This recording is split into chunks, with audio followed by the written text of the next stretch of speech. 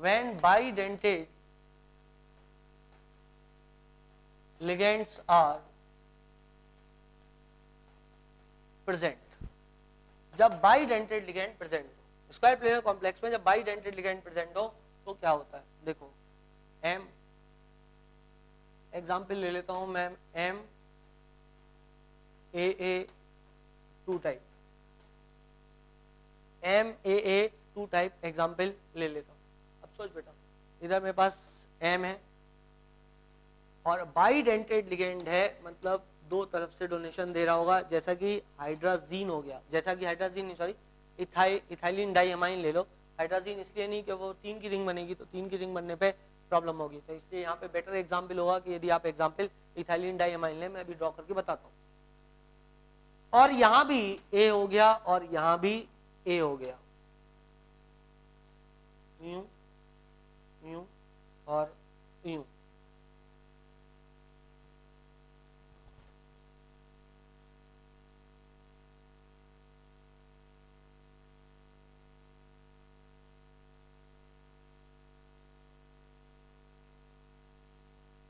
एक बात इस क्वेश्चन में आप हरदम याद रखें कि आपके सामने दो चैलेंजेस होंगे, इसलिए कभी भी क्वेश्चन जो है जो एग्जाम में आया बहुत ज्यादा डिफिकल्ट लेवल के नहीं आएंगे, एकदम सिंपल सिंपल क्वेश्चन आते हैं। कारण इसका ये कि आपको कम से कम 2 पॉइंट पे चेक्स हैं। पहला तो आपको ये निकालना पड़ेगा स्क्वायर प्लेनर कॉम्प्लेक्स बन रहा है या नहीं बन रहा है, और दूसरी चीज जो आपको फाइंड आउट करनी पड़ेगी वो फाइंड आउट करने उसके लिए आपको वीबीटी का ज्ञान होना चाहिए स्क्वायर प्लेनर कॉम्प्लेक्स के लिए। जब आप स्क्वायर प्लेनर कॉम्प्लेक्स निकाल लोगे उसके बाद आप बता पाओगे कि ज्योमेट्रिकल आइसोमेरिज्म एग्जिबिट करेगा या नहीं करेगा। इसलिए मैं सोचता हूं कि एग्जाम्पल बहुत ज्यादा कॉम्प्लिकेटेड नहीं होगा, क्योंकि क्वेश्चन जब कई पार्ट्स में बढ़ जाता है जनरली क्वेश्चन आसान ही आता है। नाउ सी दिस, ये हो गया एम ए। अब आप देखें यहाँ पे, क्या यहाँ पे आपको ज्योमेट्रिकल आइसोमेरिज्म दिख सकता है? बिल्कुल भी नहीं दिखेगा। क्यों नहीं दिखेगा? क्योंकि ये ए इस ए के रिस्पेक्ट में ट्रांस है, ये ए इस ए के रिस्पेक्ट में ट्रांस है, ये एक दूसरे के रिस्पेक्ट में सिस है, ये सिस ये सिस ये cis, therefore no case of geometrical isomerism will be seen. So no GI, no GI. और जहां तक ऑप्टिकल एक्टिविटी का सवाल है वो भी आपको दिख गया होगा, ऑप्टिकल एक्टिविटी यहाँ पर नहीं मिलने वाली है, इट इज ऑप्टिकली इनएक्टिव, ये ऑप्टिकली एक्टिव नहीं होगा। मैं यहाँ पे एक एग्जांपल ड्रॉ करके दिखा देता हूं। ये हो गया, यह है इथाइलिन डाइअमाइन, इसने अपना लोन पेयर डोनेट किया सेंट्रल मेटल एटम को, एक और बना दिया मैंने यहाँ पे NH2, यूं गया यूं गया यूं, एक और NH2, और ये अपना लोन पेयर वापस से डोनेट कर देगा सेंट्रल मेटल एटम को। और इस तरीके से जो है यहाँ पे आपको स्क्वायर प्लेनर कॉम्प्लेक्स देखने को मिल रहा है। तो यहाँ पे आपको स्क्वायर प्लेनर कॉम्प्लेक्स देखने को मिल रहा होगा, ये यूं ये यूं ये यूं और ये यूं। That is how you will see the square planar complex. तो इसमें आप प्लेन ऑफ सिमेट्री बिल्कुल गिरा सकते हो, और गिरा दोगे तो ये ऑप्टिकल एक्टिविटी आपको नहीं मिलेगी। So it is example of bidentate ligand. मैंने सेंट्रल मेटल एटम जबरदस्ती नहीं बनाया, क्योंकि उसके इसमें फिर आपको वैलेंसी एलेंसी का ध्यान रखो, तो इससे अच्छा ही है आप एग्जाम्पल का इंतजार करो, जो भी एग्जाम्पल आए उसको आप सॉल्व कर दो। वीबीटी आपको डिटेल में पता है कि किस तरीके से हम जो है निकालते हैं कि स्क्वायर प्लेनर कॉम्प्लेक्स बनेगा या नहीं बनेगा। दैट इज नाउ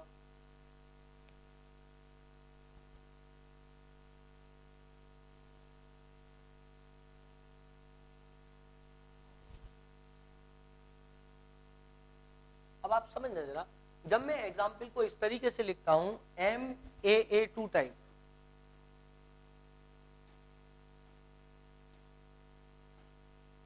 तो इसका मतलब ये है कि बाइडेंटेड लिगेंड के दोनों जो सिरे हैं जहां से इलेक्ट्रॉन दिया जा रहा है दोनों एक ही प्रकार के हैं, दोनों एक ही प्रकार के हैं। समझ रहे बात को? तो MAA2 टाइप का मतलब ये हो गया। अब एक और ले लेते, जैसे कि मैं ले लूं MAB2 टाइप। MAB2 टाइप में कुछ ऐसा दिखेगा, MAB like this, AB like this। इनको आप कनेक्ट कर दो आपस में,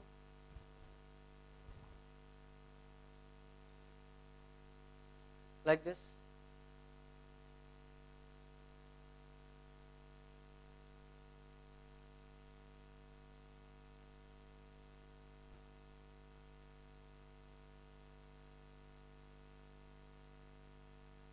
चूंकि बॉन्ड है इसलिए उसको मैं व्हाइट से दर्शा रहा हूँ। ये जो रंग से बनाता हूँ ये बॉन्ड नहीं है जनरली, ये तो सिर्फ मैं आपको स्क्वायर प्लेनर कॉम्प्लेक्स दिखाने के लिए ऐसा बना रहा हूँ, बाकी ये कोई बॉन्ड नहीं है। ठीक, बॉन्ड तो सिर्फ वही है जो व्हाइट से बने हुए। नाउ इसको यदि आप देख रहे हो तो ये आपको क्या दिख रहा है, ये आपको सिस फॉर्म दिख रहा होगा। So this is cis form. और यदि मैं आपको नेक्स्ट एग्जांपल दूं तो वहां पे एम ए बी और बी और ए, ये आपको दिख गया होगा ट्रांसफॉर्म। एक हो गया सिस फॉर्म और एक हो गया ट्रांसफॉर्म। ऑब्वियसली यहाँ पे देखने पे आपको एक बात समझ में आती है, yes it will show what it will show geometrical isomerism. ये ज्योमेट्रिकल आइसोमेरिज्म सिस ट्रांसफॉर्म दिखाएगा। जहां तक ऑप्टिकल का सवाल है, ऑप्टिकल आइसोमेरिज्म में प्लेन ऑफ सिमेट्री यहाँ पे गिर जाएगा, जिसके वजह से ऑप्टिकल आइसोमेरिज्म में एग्जिबिट नहीं करेगा। फिर भी आपको एक बार लिगेंड्स को जरूर देखना चाहिए कि लिगेंड्स किस टाइप के हैं, क्योंकि ये जो है कॉम्प्लेक्स किस टाइप का बना हुआ है, ये बना हुआ है कुछ कुछ जो है वो बाइडेंटेड लिगेंड है। तो बीच में क्या है ये चीज भी देख लेना चाहिए आपको कि बीच में जो मॉलिक्यूल या एटम्स बनाए हुए हैं क्या उनमें प्लेन ऑफ सिमेट्री गिर सकती है या नहीं गिर सकती है। एग्जाम्पल वाइज हम देखते हैं, मतलब जैसे बीच में यदि कुछ और दे दिया तो उसमें प्लेन ऑफ सिमेट्री गिर सकती है नहीं गिर सकती है, that is a big question.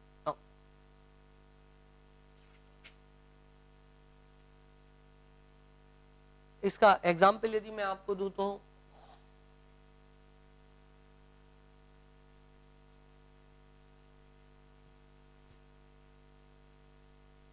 इसका एग्जाम्पल मैं आपको दे सकता हूं PT GLY। GLY क्या था, ग्लाइसिनेटो, वो आपको याद होगा, ग्लाइसिन COOH NH2, ये था simplest amino acid, alpha amino acid glycine. इधर से हम ये हटा देते थे, इस पर नेगेटिव चार्ज लगा देते थे और बोलते थे ये क्या है, ग्लाइसिनेटो है। तो यहाँ पे मैंने PT ले लिया और PT लेकर के एक डोनेशन वाला साइट हो गया इधर इधर इधर से और एक यहाँ से। यहाँ पे मैंने बना दिया OC double bond O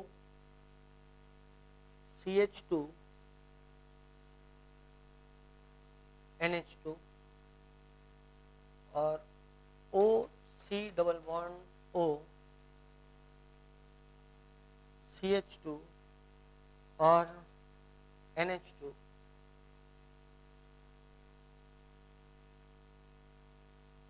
like this।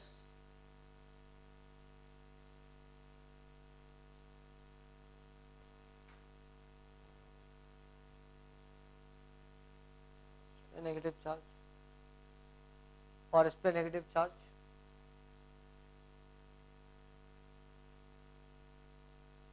तो इसका मतलब ये O और O एक ही साइड आ रहा है, तो मतलब ये कौन सा फॉर्म हो गया, ये सिस फॉर्म हो गया। इनको आप कनेक्ट कर दो ऐसे,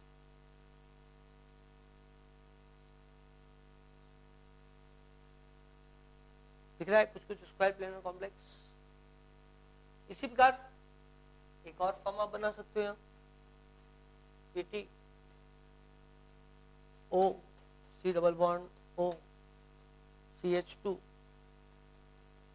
NH2।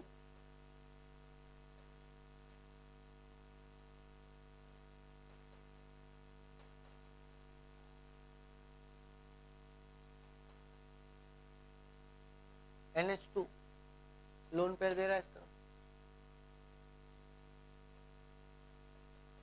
CH2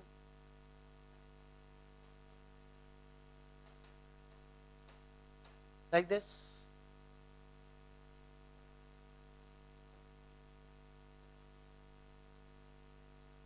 like this। So this is transform।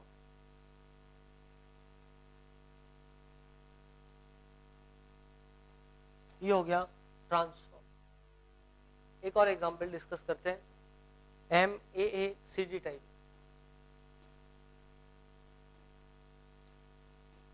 देखो M A C D type. अब यदि इसकी बात करो तो इसमें आप ज्यादा से ज्यादा वेरिएशन क्या कर सकते हो, ज्यादा वेरिएशन इसमें तो डी को उधर ले जाओ, सी को इधर ले आओ।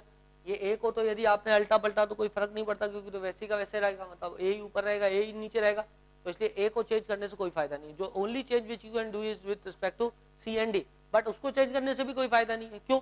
क्योंकि अभी भी डी ए के अपोजिट है, यदि इधर ले गए तो इधर भी ए के अपोजिट ही रहेगा। इसका मतलब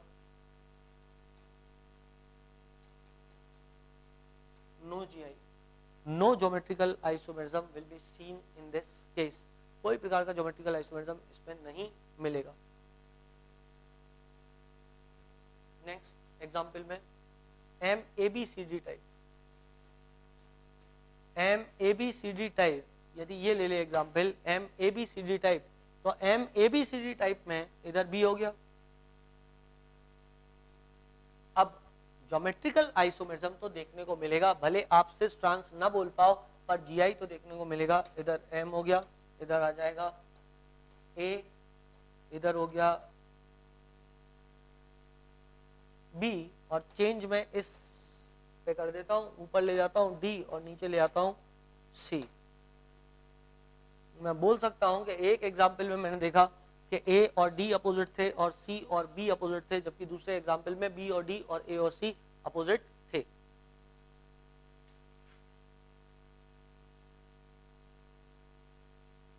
नाउ वन मोर एग्जाम्पल, यहां पे जब मैं एग्जाम्पल देता हूं एम ए बी इस टाइप से, M A B C D, तो इसका मतलब ये बाइडेंटेड लिगेंड है, विद इन ब्रैकेट लिखा हुआ है कैपिटल लेटर में, और सी डी क्या है, मोनोडेंटेड लिगेंड है। सी और डी अलग अलग है और ए भी जो है वो बाइडेंटेड लिगेंड है। तो this is behaving like a bidentate ligand.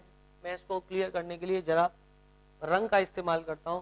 तो इधर मैंने क्या किया, इधर लेकर के इसको यूं बना दिया, मतलब ये हो गया एक बॉन्ड जो कि ए और बी के बीच में है, जबकि सी और डी के बीच में कोई प्रकार का बॉन्ड नहीं है।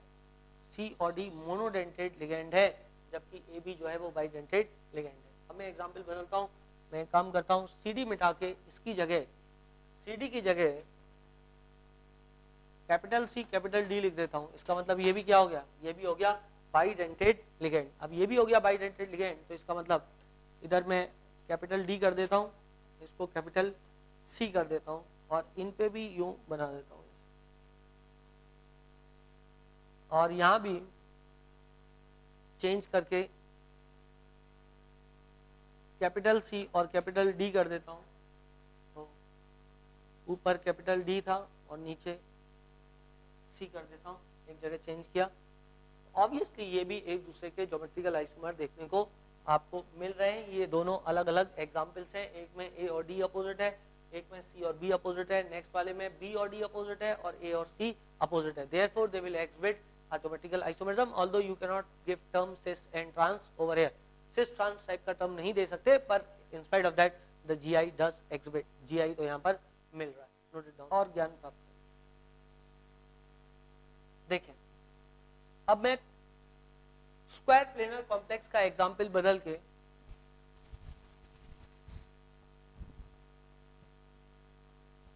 कोऑर्डिनेशन नंबर ऑक्टाहेड्रल कॉम्प्लेक्स के लिए बात करते हैं।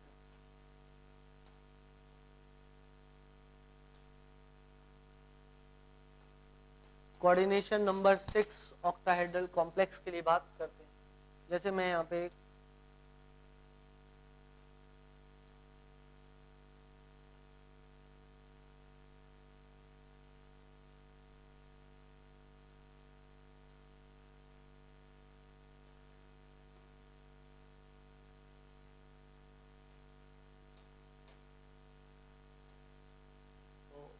One two 2 3 3 4 1 4 1 5 1 6 2 5 2 6 3 5 3 6 4 5 4 6 1 2 3 4 5 6 7 8 9 10 11 12 they are sis positions. यदि बोले तो ये लोग एक दूसरे के रिस्पेक्ट में सिस है, जबकि 1 3 2 4 5 6 are trans with respect to each other. तो ये सारी पोजीशन जो है वो एक दूसरे के रिस्पेक्ट में सिस ट्रांस है। अब हम आगे बात करते हैं, एक एक एग्जाम्पल करके मैं आपसे डिस्कस करता हूं।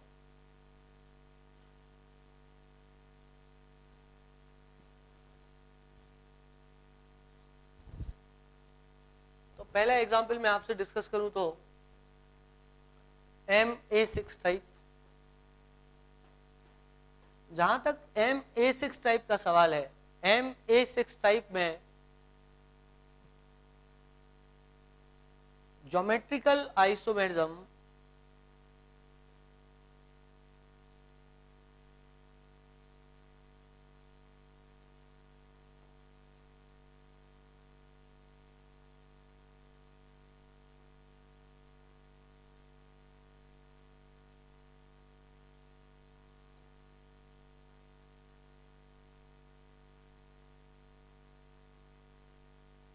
देखने को नहीं मिलेगा।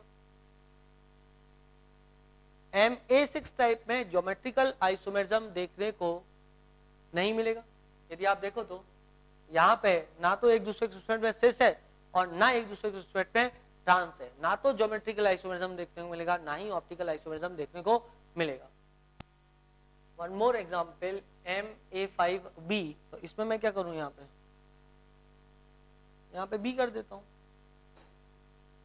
इसमें भी कोई प्रकार का ज्योमेट्रिकल आइसोमेरिज्म देखने को नहीं मिलेगा। कारण इसका ये है, भाई B को मैं कहीं भी रखूं, B फिलहाल जो है A के रिस्पेक्ट में ट्रांस भी और A के रिस्पेक्ट में सिस भी है। यदि ये B देखो तो आप ये आउट ऑफ द प्लेन यूं निकल के आ रहा है, ये बाहर निकल के आ रहा है, तो इसका मतलब ये A से, यदि ये यूं निकल के आ रहा है तो इस A से 90 डिग्री के एंगल पे हो गया, और इस A से भी 90, इस A से भी और इस A से भी 90 डिग्री के एंगल पे हो गया।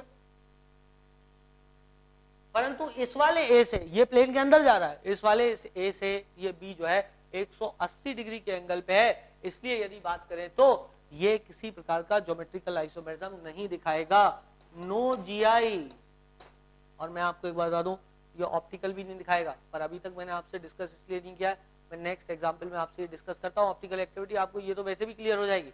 आप देखें, चार चीजें एक ही प्लेन में ए लिखा हुआ है आपने, चारों एक ही प्लेन में, एक बी ऊपर जा रहा है और एक ए नीचे जा रहा है। आप प्लेन ऑफ सिमेट्री आराम से गिरा सकते हो। आप क्या करो, ऊपर से यूं प्लेन ले आओ तो बी से प्लेन क्रॉस करेगा और वही प्लेन नीचे तक क्रॉस करता हुआ चला जाएगा। ये चारों पे तो ए ही लिखा हुआ है और ये इस तरीके से बी को और ए को भी काटता हुआ बराबरी से आगे बढ़ जाएगा। देयरफॉर यहां पर आपको ये वाला प्लेन गिरा दो आप यूं, तो वो इस ए को काट देगा, इस बी को काट देगा। यूं जा रहा है प्लेन, ऐसे बी बाहर आ रहा है, ये बी दोबारा भाग में बटा, ए और ए के सामने है तो कोई दिक्कत नहीं है, नीचे काटते हुए ले जाओ ए को भी, तो इसका मतलब यहाँ पे प्लेन ऑफ सिमेट्री गिर सकती है। इसका मतलब ये ऑप्टिकल एक्टिविटी भी नहीं दिखाएगा। नाउ नेक्स्ट एग्जांपल यदि मैं आपसे बात करूं तो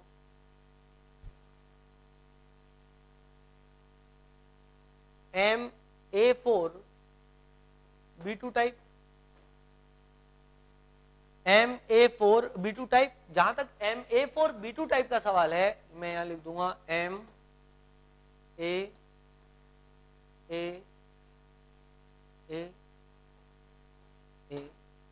एक बी मैंने यहां लिख दिया और एक बी मैंने यहां लिख दिया। Obviously they are at 180 degree with respect to each other. मैं एक एग्जांपल ऐसा भी बना सकता हूं जहां पर ये एक दूसरे से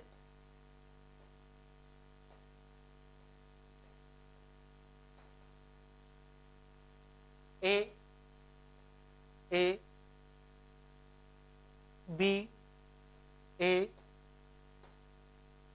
बी ए। आप देखो यहां पे बी और बी एक दूसरे से किस एंगल पे है, 90 डिग्री के एंगल पे।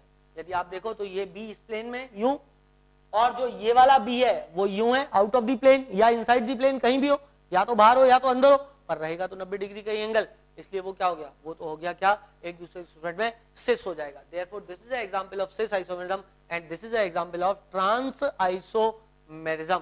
एक सिस का एग्जांपल हो गया और एक ट्रांस का एग्जांपल हो गया। अब ये तो हो गया ट्रांस, सॉरी बी भी अपोजिट एकदम, तो दिस इज ट्रांस। अब बात करूं मैं इसकी तो दिस इज सिस। यदि आपको समझाऊं तो इसमें प्लेन ऑफ सिमेट्री गिर जाएगा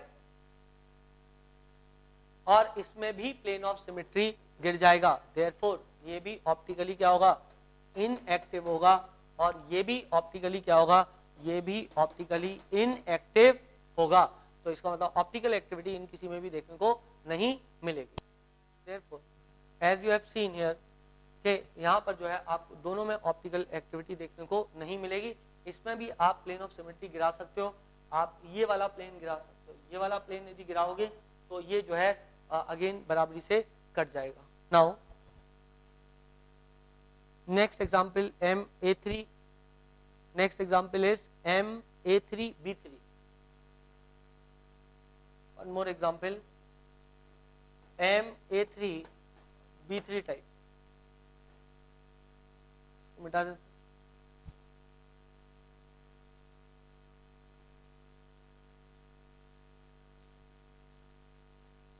नाउ MA3B3 में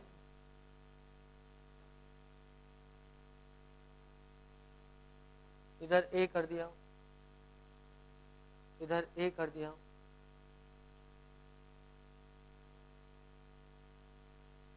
इधर A कर देता हूं, या इधर A कर देता हूं पहले, इधर B, इधर B और इधर। अब इसमें देखने पर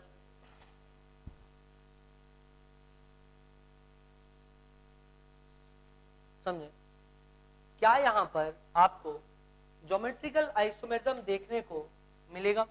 मतलब कायदे से देखें तो A और A एक दूसरे के रिस्पेक्ट में किस एंगल पे सिस हो गए, और B और B एक दूसरे के रिस्पेक्ट में क्या हो गए, सिस हो गए।